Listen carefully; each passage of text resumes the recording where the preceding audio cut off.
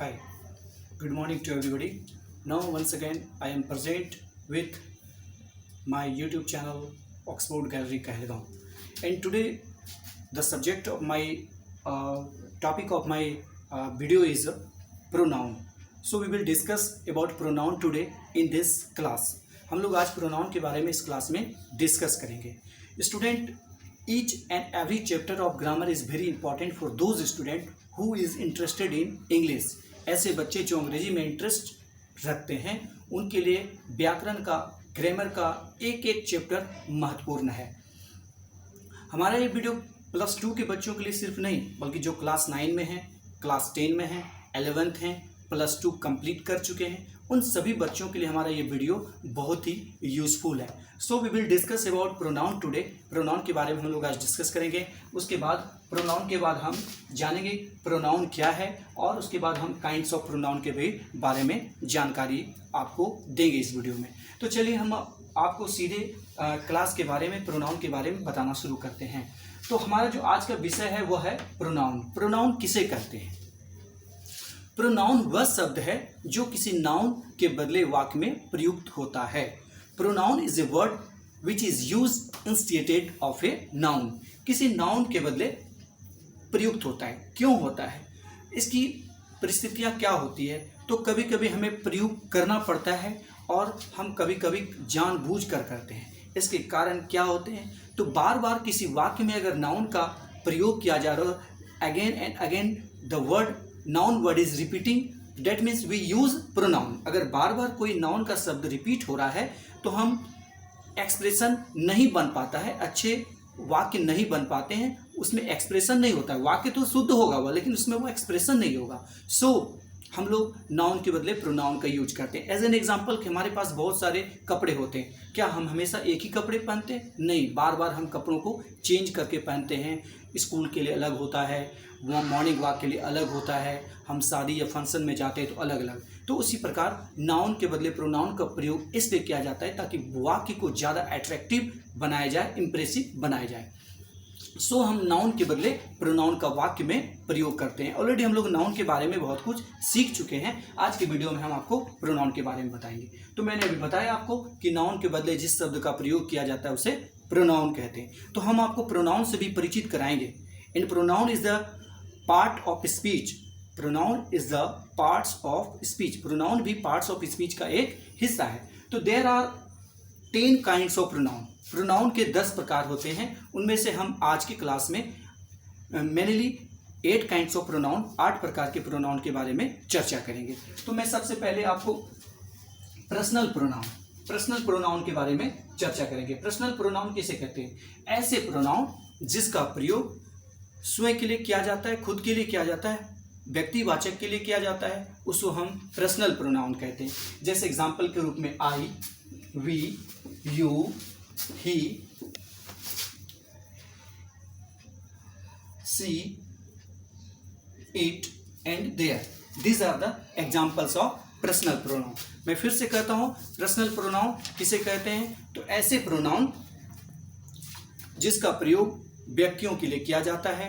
जैसे he is a boy, तो ही वहां पर कोई लड़का है. यदि वहां पे कोई जानवर होगा तो हम उसके लिए ही शब्द का प्रयोग नहीं कर सकते हैं. तो ही, सी, इट, आई, वी, यू, ही, यहाँ पे ही, सी, इट एंड दे, ये पर्सनल प्रोनाउन के एग्जाम्पल्स हैं. अब हम आते हैं पोसेसिव प्रोनाउन में. तो पोसेशन का ऑलरेडी हम कई बार डिस्कशन कर चुके हैं अपने वीडियोस में. पोसेशन का अर्थ होता है अधिकार या संबंध. लेकिन आज हमारा पोसेसिव एडजेक्टिव नहीं, आज हम पोसेसिव प्रोनाउन के बारे में बात करेंगे. तो बहुत सारे ऐसे वर्ड हैं, प्रोनाउन के ऐसे वर्ड हैं जिससे अधिकार या संबंध का भाव व्यक्त होता है. जैसे कौन कौन से ऐसे शब्द हैं? माइन, मेरा, आवर्स, हमारा, योर्स, तुम्हारा, हिज, उसका, हर्स, उसकी, एंड देयर्स, उन लोगों के. These words are the examples of possessive pronoun. These words are used for possession. These words are used for possession. अधिकार या संबंध का भाव व्यक्त करने के लिए किया जाता है. जैसे एग्जाम्पल लेंगे, दिस बुक इज माइन, यह पुस्तक मेरी है. So we will translate this book is mine, यह पुस्तक मेरी है। तो मेरी शब्द हम माई का प्रयोग नहीं कर सकते, बिकॉज वी नो माई एक एडजेक्टिव है और एडजेक्टिव के साथ नाउन का प्रयोग किया जाता है। सो हम लोग यहाँ पर माई का प्रयोग ना करके माइन का प्रयोग करेंगे, जो कि एक प्रोनाउन है। Next, reflexive pronoun. इसके बाद हम रिफ्लेक्सिव प्रोनाउन का प्रयोग सीखते हैं। Some words are the examples of reflexive pronoun. कुछ वर्ड्स जो है रिफ्लेक्सिव प्रोनाउन के उदाहरण है, जैसे myself, ourself, yourself, yourself, yourself and yourselves, himself, herself, itself and themselves and themselves. These are the examples of reflexive pronoun. Reflexive pronoun क्या होता है? जब कार्य करने का सर खुद कर्ता पे हो तो उसे हम रिफ्लेक्सिव प्रोनाउन कहते हैं। जैसे suppose that I hurt myself, मैंने खुद को चोट पहुंचाई, तो आई मैंने खुद से एक्शन किया और उस एक्शन का असर मुझे हुआ। सपोज डेट कि मैं अभी अपना एक पंच बोर्ड पे लगाऊंगा तो किसे चोट लगेगी? मुझे स्वयं को चोट लगेगी। सो इन परिस्थितियों में रिफ्लेक्सिव प्रोनाउन का प्रयोग किया जाता है।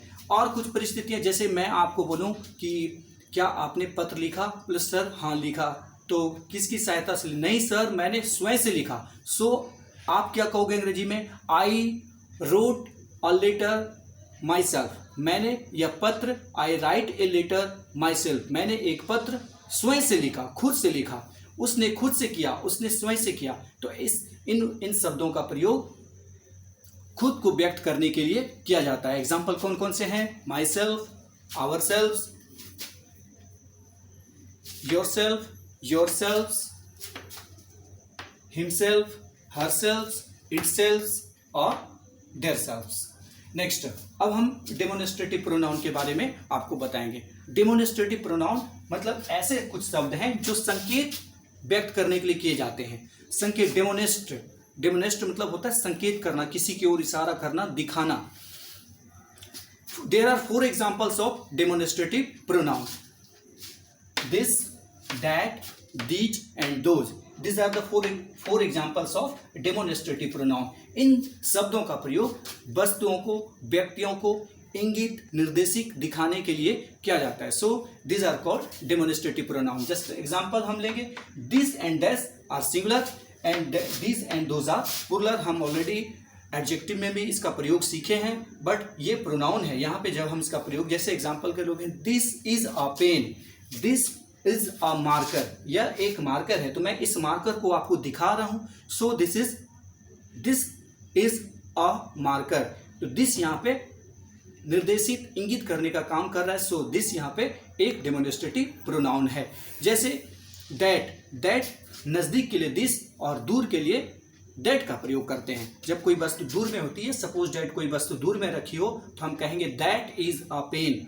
दैट यहाँ पे डेमोन्स्ट्रेटिव प्रोनाउन है। उसी प्रकार दीज यदि more than 1 marker, there are 2 marker. So अब हम एक नहीं कहेंगे क्योंकि यहाँ पर प्लुरल हो गया, तो हम कहेंगे this are markers, this are 2 markers, ये 2 मार्कर हैं। तो हम दिस का प्रयोग तभी करते हैं जब हमारा सब्जेक्ट प्लुरल हो या फिर ऑब्जेक्ट भी हमारा प्लुरल हो। जब यही वस्तुएं काफी दूर में रखी होगी तो हम इसके लिए दिस के बजाय दोज का प्रयोग करते हैं। तो that, this, that, these and those, these are the examples of demonstrative pronoun. आगे बढ़ते हैं, इंडेफिनिट का प्रोनाउन का प्रयोग। तो some are the examples I pointed on board. Example, somebody मतलब कोई, एनीबडी कोई, सम मतलब कुछ, ऑल मतलब सभी, नन मतलब कोई नहीं, मैनी मतलब बहुत, वन मतलब एक और नथिंग मतलब कुछ नहीं। These are the examples of indefinite. Indefinite मतलब होता है अनिश्चित। जब इनके प्रयोग से, ऑलरेडी मैंने आपको प्रोनाउन का परिभाषा बताया था कि नाउन के बदले प्रोनाउन का प्रयोग किया जाता है। बट यदि प्रोनाउन इंडेफिनिट हो, अनिश्चित हो, जैसे सपोज डेट आपका कलम चोरी हो गया, आप कंप्लेन करते हो अपने टीचर से, सर मेरा पेन कोई चुरा लिया, मेरा पेन कोई चुरा लिया। तो कोई मतलब डिफिनिट नहीं है, अनिश्चित है। तो इन शब्द का प्रयोग किया गया लेकिन वहाँ कोई ना कोई है, किसी ने तो चुराया, खुद ब खुद पेन गायब हो नहीं सकती। इसलिए यहाँ पर कोई के लिए हम लोग इंडिफिनिट शब्द, इंडिफिनिट प्रोनाउन का प्रयोग करते हैं। Somebody has stolen my pen, किसी ने मेरा पेन चुरा लिया है। Somebody has stolen my pen. तो somebody that means indefinite pronoun. Somebody मतलब कोई, किसी ने हमारा पेन चुरा लिया है। नथिंग इज गुड, कुछ भी अच्छा नहीं है। नथिंग यानी कि अनिश्चित है, निश्चित नहीं है। ऑल आर एब्सेंट, ऑल मतलब सभी, तो सभी में कौन कौन है ये भी यहाँ पे